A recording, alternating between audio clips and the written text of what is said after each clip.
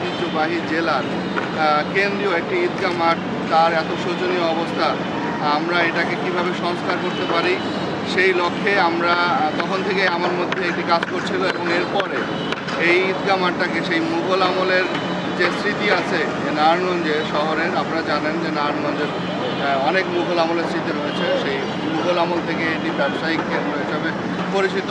সেই লক্ষ্যে মুঘল আমলের আদলে আমরা বিভিন্ন আর্কিটেক্টকে দিয়ে আমরা এটি কত সুন্দরভাবে করা যায় এই জন্য আমরা তাদের ডিজাইন এনে এটি আমাদের যে কমিটি আছে সেই কমিটির সামনে উপস্থাপন করেছিলাম।